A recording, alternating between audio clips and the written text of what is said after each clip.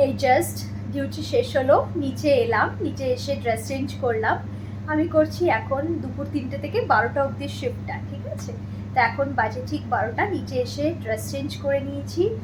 আর ভাবলাম আজকের ব্লগটা এখান থেকেই নয় শুরু করি।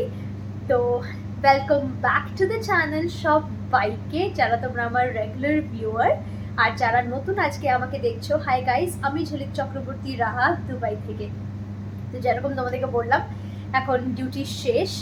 কালকে থেকে না আমার আবার বিকেল 6টা থেকে সকাল 3টে মানে রাত 3টে অবধি ডিউটি। এই শিফটটা আমি প্রথমবার করছি, মানে দুপুর 3টে থেকে রাত 12টা অবধি তো করি।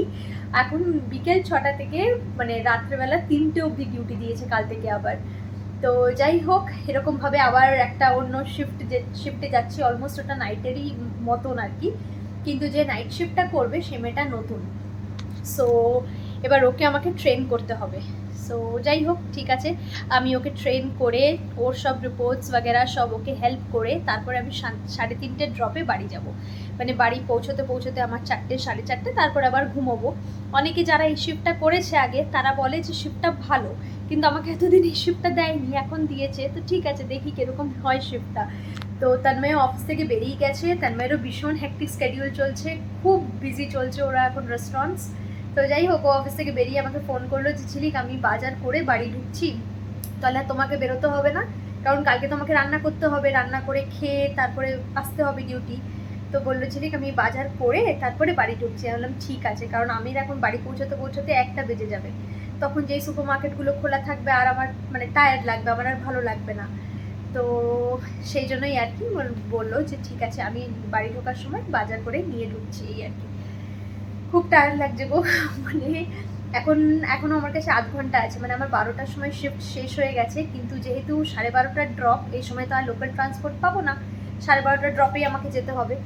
তাই জন্য আমাকে ওয়েট করতে হবে এখন 12:30টা অবধি। তারপরে যে ড্রপটা দেয় অফিস থেকে সবাইকে নিয়ে একসাথে যাবে, সেটাতেই যাবো আর কি। এই 2-3 দিন তন্ময় এসে আমাকে নিয়ে গেছে মেট্রো স্টেশন থেকে, ওই স্কুটার করে নিয়ে গেছে। দেখা যাক, আজকে যদি ওর বাজার হয়ে যায় তাহলে আজকেও আসবে নিতে। আর যদি সেই সময়ের মধ্যে ও ঘরে না ঢুকতে পারে তাহলে আর আজকে আসতে পারবে না, মনে হয় চলেই আসবে নিতে। তাহলে আর আমাকে এতটা হাঁটতে হয় না আর কি, স্কুটার করে চুনি করে চলে যেতে পারি। তো যাই হোক, চলো আজকের ব্লগটা আশা করি তোমাদের ভালো লাগবে, দেখতে থেকো আর এরকমই সাপোর্ট করতে থেকো। চলো দেখা যাক। আজকে তোমাদেরকে আমি দেখাবো আমার অফিসের লকারে আমি কি কি রাখি। দেখো না, লকারের এইটা আমি ভেঙে ফেলেছি, টানতে গেছি জোরে, এই যে এই জিনিসটা মানে যেটা ধরে টানে আর কি, সেটা টানতে গেছি ভেঙে গেছে। যাই হোক, আমি আজ আমার লকারে, অফিসের লকারে কি কি রাখি প্রয়োজনীয় জিনিস, সেটা আমি তোমাদের সাথে শেয়ার করছি। তোমরাও যারা অফিস যাও তারা এইগুলো রাখো কি না, একই জিনিস রাখো কি না সেটা আমাকে জানাতে পারো। আর এক্সট্রা কিছু রাখো কি না, যেটা রাখলে জানলে আমার সুবিধা হবে, সেটা আমাকে জানাতে পারো। তো যাই হোক, একটা ফেস ক্রিম আছে, ছোট্ট ক্রিম, একদম ছোট্ট বটলে আমি রেখেছি যাতে এই জায়গাটা খুব বেশি ক্লামজি না হয়ে যায়। একটা ছোট্ট কন্টেনারে আমার ফেস ক্রিম আছে। তারপরে এটা আছে নিভিয়ার বডি রোল অন, ঠিক আছে। তারপরে এটা আছে একটা, বাবারে, এটা আছে ফেস সিরাম, যেটা সুগন্ধার ফেস সিরামটা, এটাও আমি লাগাই। তো অফিসে এসে মুখ ধুয়ে ফেস সিরাম লাগাই, তারপর ময়েশ্চারাইজার লাগাই। তারপরে আছে আমার একটা পারফিউম, এই যে ওয়াইল্ড ডিয়ারের এই পারফিউমটা আছে, খুব সুন্দর পারফিউমটা, দেখো বটলটা অলমোস্ট ফিনিশড। আমাকে নতুন আরেকটা পারফিউম আনতে হবে, বটলটা অলমোস্ট শেষ হয়ে গেছে, কারণ গরমকালে তো একটু বেশি পারফিউম লাগে। তারপরে আছে আমার এইটা সুইস বিউটির, এইটা মেকআপ বেস, যেটা অ্যাবসলিউট ফেভারিট আমার, ভীষণ ভালো লাগে। মেকআপের সঙ্গে যদি মিশিয়ে লাগাই না, খুব ভালো একটা গ্লো দেয়, ডেলি ইউজ করি না যদিও বা। তারপরে এই একটা ব্যাগ আছে, এই ব্যাগটায় কী কী আছে তোমাদেরকে দেখাবো আমি। এটা একটা টি শার্ট আছে, উইমেন্স ডেতে যে টি শার্টটা দিয়েছিল অফিস থেকে সেটাই আছে। এটা মেকআপ পাউচ আছে, সব এসেন্সিয়াল জিনিসগুলো এর মধ্যে আছে। ওটাতে একটা স্যানিটারি ন্যাপকিন আছে, which is very important. Makeup রেভলিউশনের একটা প্যালেট আছে, আইশ্যাডো প্যালেট আছে মেকআপ রেভলিউশনের। এখানে একটা উডেন কোম আছে, আমি উডেন কোমই ইউজ করি ইউজুয়ালি অফিসে, আর বাড়িতে তো বড় কোম যেটা হয় সেটা ইউজ করি, ব্রাশ। আর চলো এই ব্যাগে কী কী আছে তোমাদেরকে দেখাই। বাবা গলাটা ধরে যাচ্ছে মাঝে মধ্যে কথা বলতে বলতে। চলো লেটস সি এই ব্যাগটায় কী কী আছে।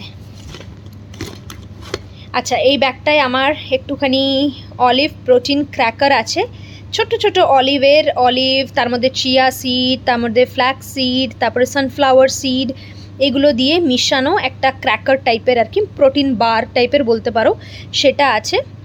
লো কার্বস, লো সুগার, খুবই মানে হেলদি একটা অপশন আমি রেখেছি, যাতে আমার যখনই খিদে পাবে আমি উল্টোপাল্টা না খেয়ে আমি এইটা খেতে পারি।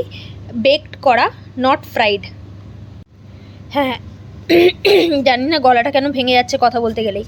আচ্ছা, আর বাকি আছে বেসিক্যালি আমার এই একটা টি ব্যাগ, তারপরে আছে মার্সের স্পঞ্জ, মেকআপ স্পঞ্জ। মার্সের এই মেকআপ স্পঞ্জটা is the best best best. তোমরা যারা একটা ভালো মেকআপ স্পঞ্জ খুঁজছো, please go head with this. তারপরে আছে আমার আরেকটা প্রোটিন বার। খুব হেলদি খাই জানো, আমি সব হেলদি জিনিসগুলো রেখেছি। যাই হোক, এটা আবার এনার্জি বার, হ্যাঁ প্রোটিন বার না, ওই healthy option.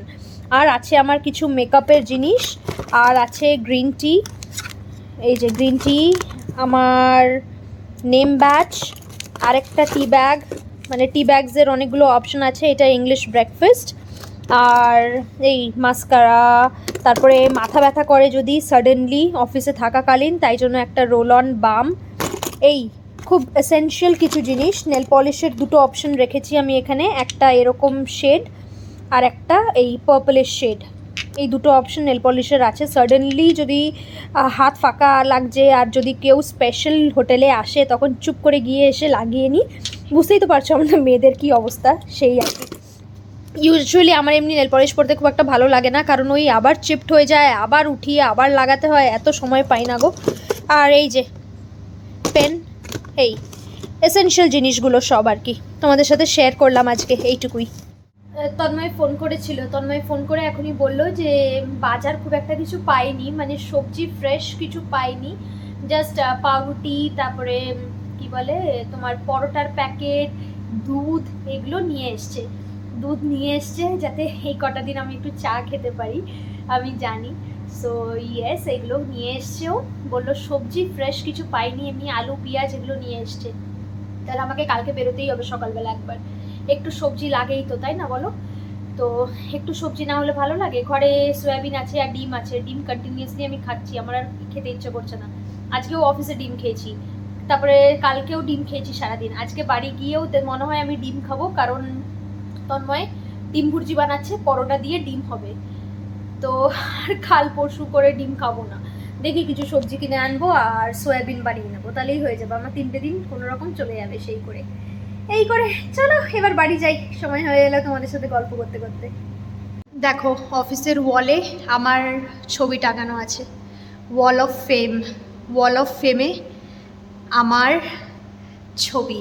It's a proud thing for me. আমি জানি আমার মা বা তোমরা যারা দেখছো সবাই খুব প্রাউড ফিল করবে। সো ইয়েস, এই ওয়াল অফ ফেমে আমার নাম আছে।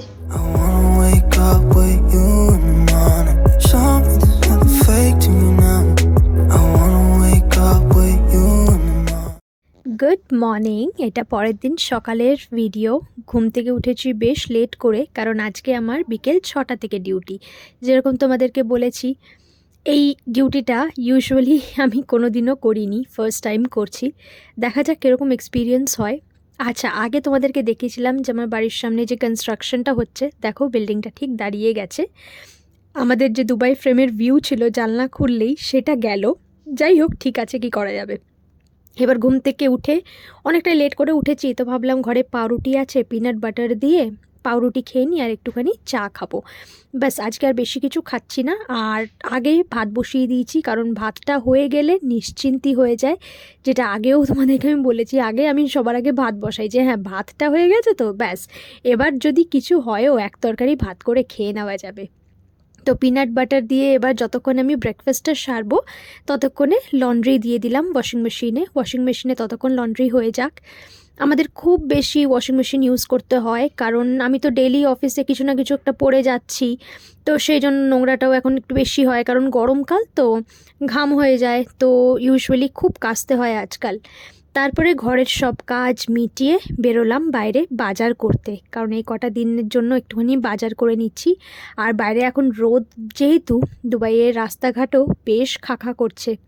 উইন্টার সিজনে বাইরে বেরোলে সকালবেলা খুব জমজমাট লাগতো, বাট এখন বোঝা যাচ্ছে যে বাইরের রোদের কত তাপ, যে বাইরে বেরোনো যাচ্ছে না আর কি। কাজ ছাড়া সকালবেলার দিকে সত্যি বাড়ি থেকে বেরোনোর কোনো মানে হয় না। তাই জন্য ইউজুয়ালি সন্ধেবেলাগুলো এখন অনেক ভিড় হচ্ছে, সকালবেলার দিকে কিন্তু খাখা করছে। নিয়ে নিলাম করলা, নিলাম আর কুন্দ্রি নিচ্ছি। কুন্দ্রি অনেক দিন খাওয়া হয়নি, তন্ময় একটু মশলা মশলা করে কুন্দ্রি বানালে বেশ ভালো খায়, তাই জন্য কুন্দ্রি নিয়ে নিলাম, করলা নিলাম আর একটা লাউ নিয়ে বাড়ি ফিরে এলাম। বাড়ি ফিরে ভাবলাম যতক্ষণ রান্না করব তার আগে একটুখানি স্কিন কেয়ারটাও করে নিই। এখন একটু হেকটিক স্কেডিউল যাবে, স্কিন কেয়ারটাও ঠিক করে করা হবে না।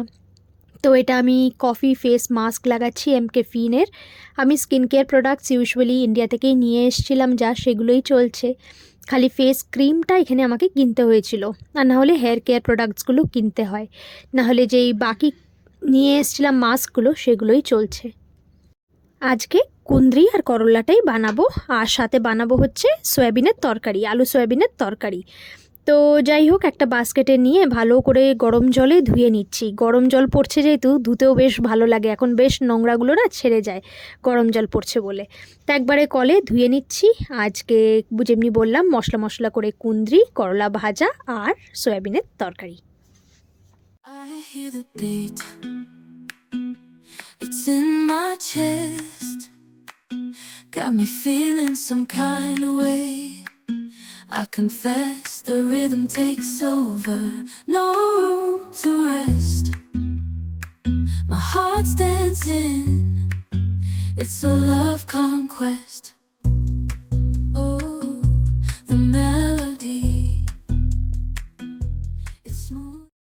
একটা প্যানে ওইদিকে আমার কুন্দ্রি মশলা মশলা করে হচ্ছে, আর একটা প্যানে দেখো সয়াবিনটাও অলমোস্ট কষানো হয়ে গেছে। এবার একটুখানি গরম জল দিয়ে ফুটিয়ে দিলেই হয়ে যাবে সয়াবিনের তরকারি। আর আগেই বানিয়ে রেখেছি করলা ভাজাটা।